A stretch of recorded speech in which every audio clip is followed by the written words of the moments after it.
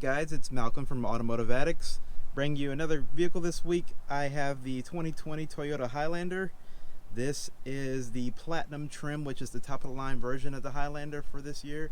The 2020 model is completely redesigned. It's a little bit larger than the previous year. Has a wheelbase that's about 2 inches longer now, a little over 2 inches.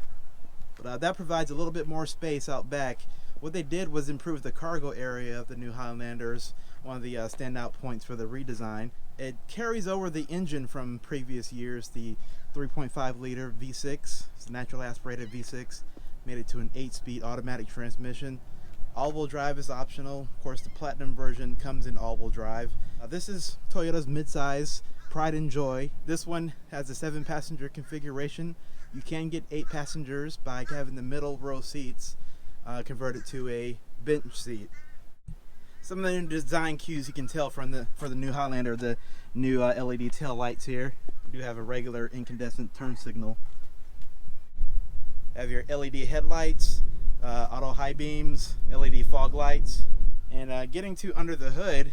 Now, being the 3.5 liter V6 is a very familiar engine for the Toyota brand that's used in many vehicles throughout Toyota and Lexus.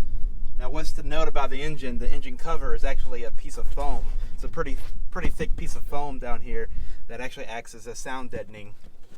Now, getting to the inside of the 2020 Toyota Highlander, you do have a nice mix of materials throughout the car. There are a few hard plastic surfaces, a lot of soft touch areas, soft touch up here. This is hard plastic, soft touch, hard plastic. Throughout the dashboard, you do have this nice cubby hole here for your phone and a pass-through you can route your charging cord through, which they've had that for a long time on the Highlander. This is all soft touch right here. Hard plastics, soft touch up here. Down here, the nice little trim. You have your drive mode button, switch for the multi-terrain select mode. Your traction control, stability control, snow mode. Hill descent control, has auto start stop. And as far as your center console storage, they do have these neat sliders. This one slides back right here, reveals the wireless phone charger on this Platinum trim, and you just flip that up to get to the rest of the storage. It's a pretty deep compartment. I don't know if the camera can pick up how deep it is. Moving to the second row, we do have manual sunshades on the doors, on the rear doors. You have your trim here. Once again, hard plastics down here, soft touch up here up top. There is quite a bit of room. These seats do slide. Now, this one is configured with what you will call the captain's chairs, just the 2 seats in the middle row. Now, the seats do slide. Of course, they have a couple adjustments up here for sliding forward or actually folding them all the way down. You do have this quick access right here for getting into the rear. So you have that little bit of room there to slide into the back to the third row seats. Third row seats, as you can see, they do seat 3 people, but it is kind of tight. You can see the leg room right here. So yeah, the third row is kind of reserved for kids. You can get 3 kids back there, no problem. Maybe 2 normal size adults. Just slide this back. Right here you have your AC, your climate controls. You have 2 USB ports back there and a actual plug outlet here. You do have vents on the roof. And now moving to the back, got your power lift gate, of course. And like I said before, the Highlander does benefit from a little bit more cargo space in the back behind the third row seats. And as far as folding the third row seats down, there's no power folding whatsoever in the car. You have to just grab these handles, and as they go down, the headrest will fold automatically. It's kind of cumbersome in some ways, but there's your space with the third row folded down, and you do have a little bit of additional storage down here, just very, very little. And what's really neat and thoughtful for Toyota is they have the cargo cover, this sliding cargo cover stored down here. You can actually take it out and put it back up here in that spot just to cover that cargo area when you have the third row folded down.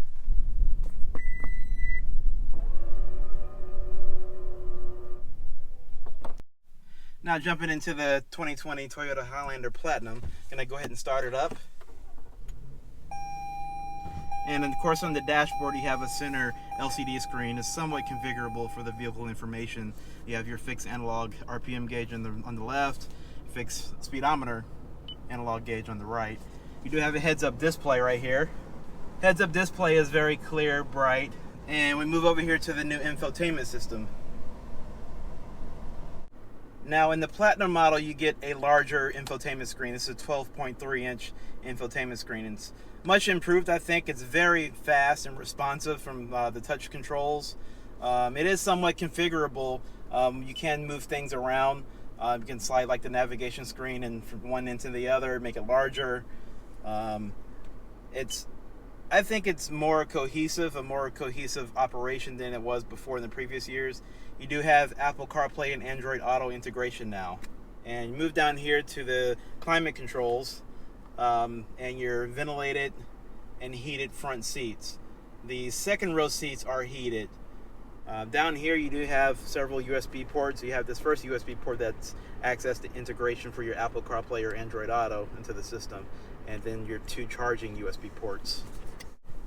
And then over here you have your controls for your camera, your 360-degree view camera, heated steering wheel, heated wipers, power liftgate, automatic high beams. And up here it moves us to Toyota's newest mirror. So right now it's a normal mirror, but once you flip this switch it turns into a video feed out back, which is Toyota's digital rear view mirror. I've shown this before in the Toyota RAV4. The mirror does have several settings you can go through as far as zooming in on the image, zooming out. You can tilt the image, raise the image, lower the image. It's a pretty nifty feature, especially when you have several people in the back blocking your view, your normal rear view. It comes with a very high refresh rate and the image is actually crystal clear, very high definition. And we'll move up here. You have your telematics, your SOS button, and sunshade, sunroof, LED, interior lights.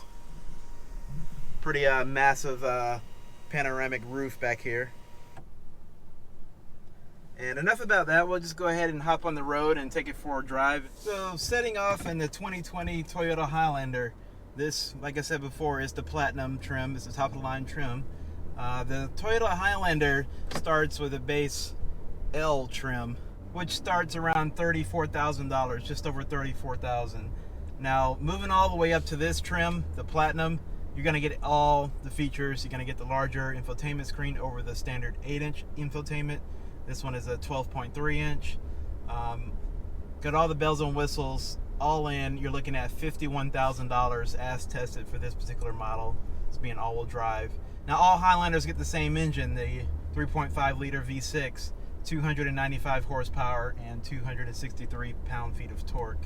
Now first off, what I've noticed about driving the newer 2020 model for the Highlander, it being a new design, it feels basically like it's heavier and more substance than the old model. The suspension maybe feels a little bit softer, I think. Otherwise, it's very comfortable. It's more like a big sponge in itself.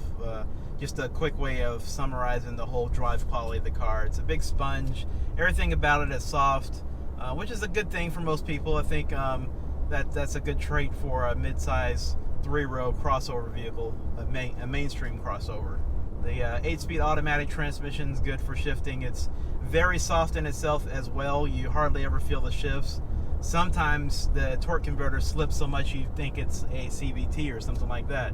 But I won't get off on that tangent of how much I hate those CVT transmissions, but having the 8-speed automatic in this with real gears is definitely a plus. And of course there is a hybrid version of the Highlander you can choose. Has many trims in that. It's about $2,000 more than the normal Highlander, the gas-powered Highlander. And the Toyota Highlander tows up to 5,000 pounds.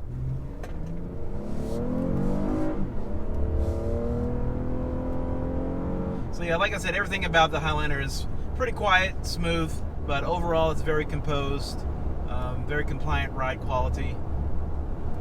in a way, my initial impression from the Highlander and just getting in here, it feels more premium than it ever has before, versus the older model. Even though it has still has some hard plastics around that are mixed in with the soft touch areas, it still feels like a premium interior and a notch up above from what it was before. As always with Automotive Addicts, I'm going to do a 0 to 60 test in the car and see if you can hold the conversation. Obviously in this one you can hold the conversation getting up to 60. 0 to 60 is about 7.2 seconds, around there, but it feels adequate for what it is. But here we go. We'll do a 0 to 60 test real quick. 30, 40, 50, and 60. And also what I've noticed about the engine, it seems like it gets a second breath as you go through the RPM range. As far as fuel economy, the all-wheel drive version of the Highlander gets 20 miles per gallon city, 27 miles per gallon highway, and 23 miles per gallon combined. When you opt for the lower trims that you can get in the front-wheel drive configuration, you get 21 miles per gallon city and 29 miles per gallon highway. And of course, like I said, there is a hybrid option of the Highlander, which comes in several trim levels. And on the Highlander Hybrid, you're going to get 36 miles per gallon city and 35 miles per gallon highway. But overall, I like the Highlander. It's definitely a contender in the mid-sized 3-row crossover segment. And if anybody shops that segment, this is definitely one you have to look at. You can't omit the Highlander. And the 2020 model being slightly larger, you know, a couple more inches in the wheelbase, the additional cargo area, the versatility of the vehicle still remaining there intact, using that same engine, staying with the naturally aspirated V6. I think it's still very much a top-tier contender in that mainstream crossover segment for a 3-row crossover, especially when you can seat up to 8 people. That's also a bonus. But this one at the top of the food chain for the trim line, being the Platinum, $51,000 out the door. That might be a little debatable for some of the competition, but I think something like the Kia Telluride tops out at $47,000. So you're only working with, $3,000 or so on difference in pricing. But there are several other trim levels you can get with a lot of the same equipment that the Platinum has, minus like the big screen, of course. But overall, I like it for what it is, and I hope you keep on watching. I hope you click like the video. It helps me out a lot. And subscribe, of course, above all else. Spread the word. Got to get some more subscribers in here. Hopefully, in the next couple months, I'll be driving a lot more stuff. But until then, I will catch you guys on the next one.